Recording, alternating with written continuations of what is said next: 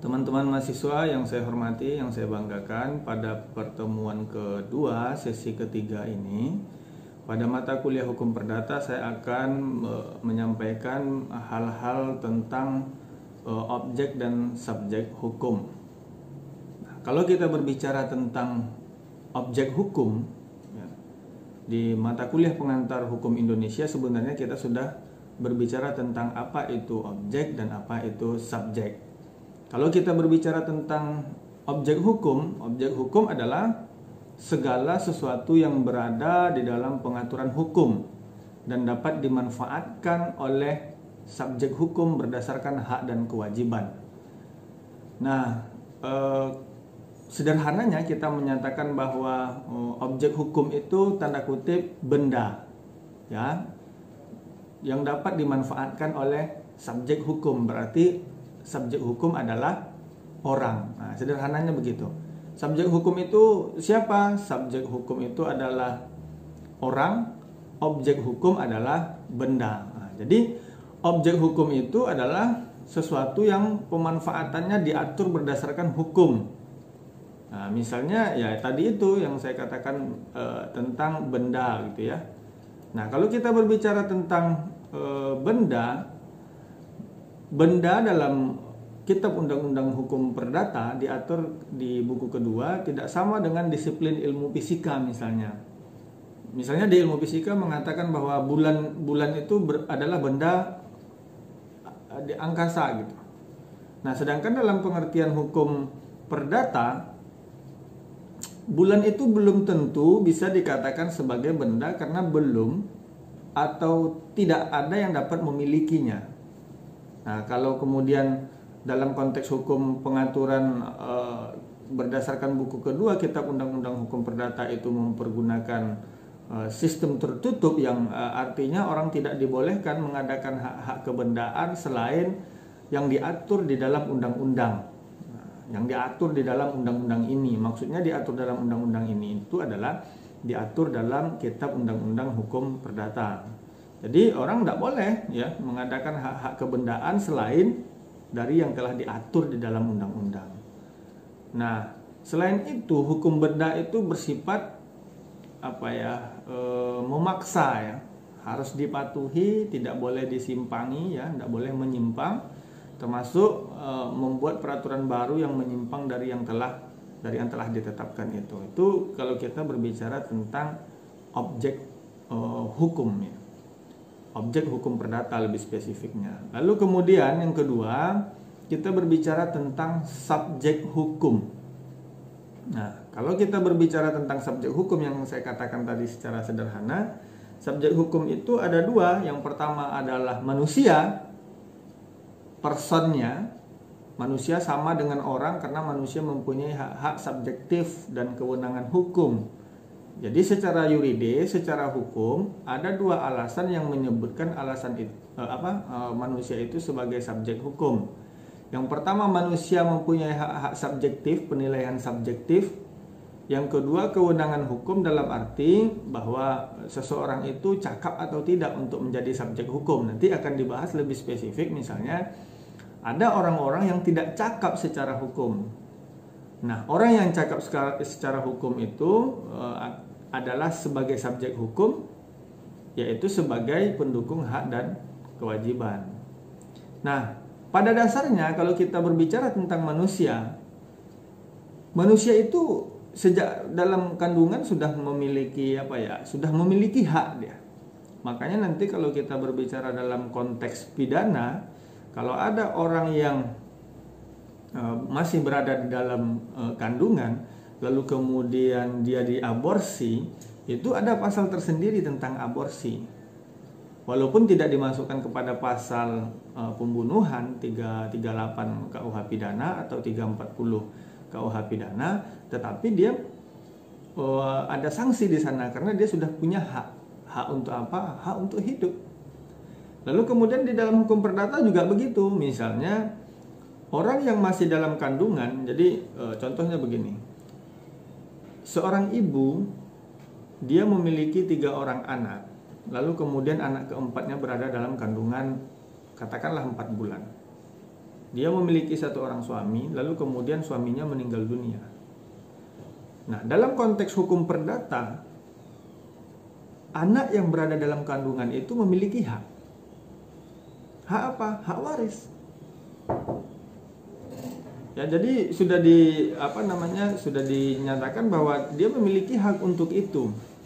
Jadi berdasarkan Kitab Undang-Undang Hukum Pidana dan Kitab Undang-Undang Hukum Perdata sekalipun, anak yang masih dalam kandungan itu sudah memiliki hak. Apakah haknya untuk hidup atau haknya untuk mendapatkan warisan? Nah, itu ya konteksnya.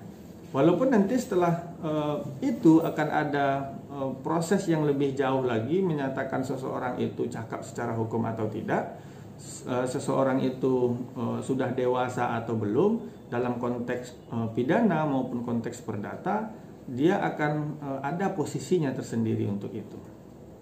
Itu ya kalau kita berbicara bahwa manusia sebagai subjek hukum. Lalu kemudian dalam hal yang lain, selain manusia, yang dikatakan sebagai subjek hukum itu adalah badan hukum, ya, yaitu kumpulan orang-orang yang mempunyai tujuan tertentu, memiliki harta kekayaan serta hak dan kewajiban. Jadi badan hukum itu adalah suatu kumpulan orang-orang yang memiliki tujuan, lalu memiliki kekayaan, dia pendukung hak dan kewajiban, dapat menggugat dan digugat di muka pengadilan, lalu kemudian dia memiliki hak untuk ikut serta dalam proses hukum, ya, dalam konteks yang lebih luas, misalnya dalam hal jual beli, dan dia memiliki tujuan dan kepentingan. Nah, jadi kalau kita berbicara tentang badan hukum, nanti teman-teman akan membahas lebih spesifik, misalnya di hukum perusahaan. Bagaimana mendirikan PT, lalu bagaimana posisi CV, bagaimana firma, dan seterusnya. Nah, secara umum, saya nyampaikan secara singkat saja karena konteksnya ini perdata. Badan hukum dibedakan dua lagi, badan hukum publik dan badan hukum privat. Kalau kita berbicara tentang badan hukum publik, tentu kita berbicara tentang kepentingan publik atau orang banyak. Nah, biasanya dibahasakan secara sederhana bahwa badan hukum publik itu adalah negara. Yang lebih spesifiknya apa? Perusahaan, badan usaha milik negara, ya, dan seterusnya. Lalu kemudian badan hukum privat adalah badan hukum yang didirikan berdasarkan kepentingan pribadi, ya.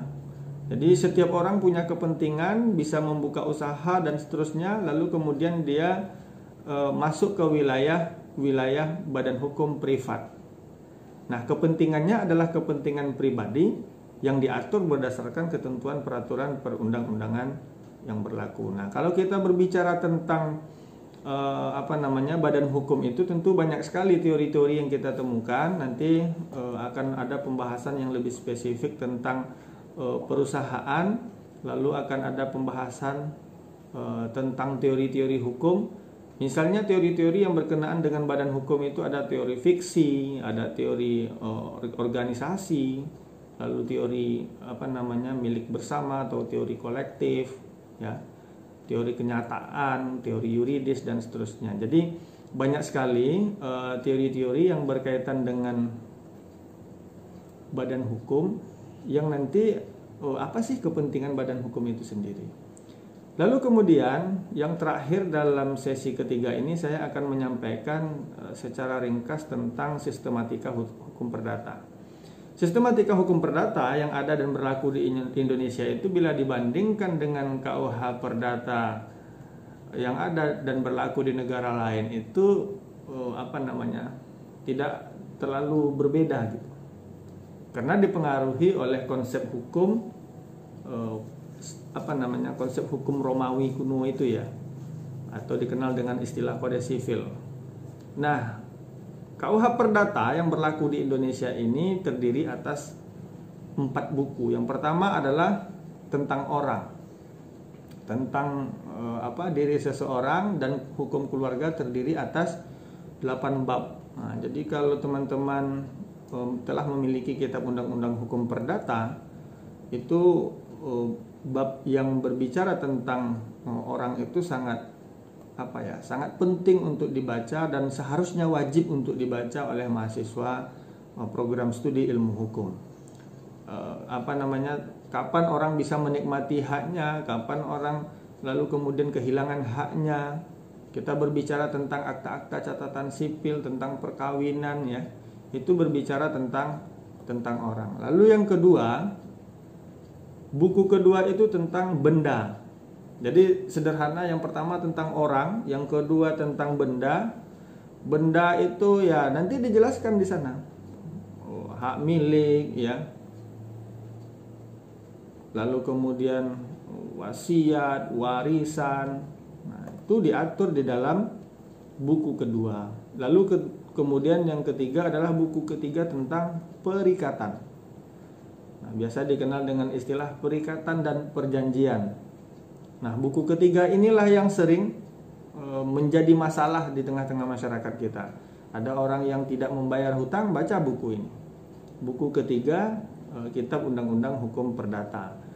Lalu kemudian bagaimana proses sewa menyewa rumah, ya, terutama bagi mahasiswa yang ngekos atau ngontrak. Apa sih bedanya ngekos sama ngontrak? Sebenarnya nggak ada perbedaan, kita saja yang membedakannya. Kalau ngontrak itu misalnya harus 6 bulan, ada kok yang ngontrak 1 bulan. Atau yang ngekos itu per bulan gitu, ya. Ngekos itu dalam satu kamar, dalam kamar itu beberapa orang. Apartemen juga kamar. Ya, jadi kita saja yang membedakan antara kontrak dengan kos-kosan. Kayaknya lebih keren ngontrak gitu ya daripada ngekos. Karena kalau ngekos ada ibu kos, kalau ngontrak nggak ada ibu kontrak. Bahaya kalau ada ibu kontrak. Nah, ini juga perlu diluruskan bagi mahasiswa jurusan ilmu hukum supaya lebih bisa memahami konsep dan bisa membedakan. Jangan sampai kemudian nanti kita bermasalah di tengah-tengah masyarakat, kita membedakan ini kontrak, ini ngekos gitu ya. Atau yang lain-lain, misalnya ini undang-undang perkawinan atau undang-undang pernikahan gitu. Kalau kawin itu begini, kalau nikah itu begini. Lah, undang-undang kita aja bukan undang-undang pernikahan, tapi undang-undang perkawinan misalnya. Ini contoh yang juga bisa dijadikan sebagai bahan kita untuk kemudian bisa membaca lebih banyak lagi yang berkaitan dengan itu. Jadi jangan lalu kemudian kita mengikuti apa yang pernah kita dengar, lalu kemudian kita tidak mencari yang sebenarnya yang seperti apa gitu. Ya, jadi perbedaan-perbedaan itu perlu juga dibaca secara spesifik. Nah, yang terakhir, buku keempat itu adalah tentang pembuktian dan kadaluarsa. Nah, ini adalah 4 buku yang ada dalam Kitab Undang-Undang Hukum Perdata yang saya kira perlu untuk dibaca secara spesifik, minimal sekali tamat gitu ya.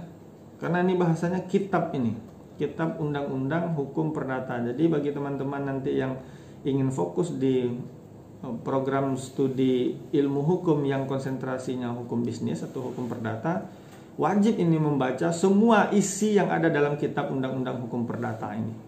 Karena sangat penting dan memang bermasalah di tengah-tengah masyarakat, sehingga nanti teman-teman bisa membedakan mana yang perdata, mana yang pidana. Kalau terjadi pinjam meminjam di antara kedua belah pihak dengan perjanjian, lalu kemudian salah satu pihak tidak menjalankan kewajibannya, apakah bisa dilaporkan ke polisi? Apakah bisa dipidana? Nah, ini juga menjadi hal yang penting supaya teman-teman bisa memahaminya secara komprehensif. Saya kira itu sebagai penutup dari pertemuan kedua ini. Mudah-mudahan bermanfaat. Mohon maaf atas segala khilaf dan salah. Assalamualaikum warahmatullahi wabarakatuh.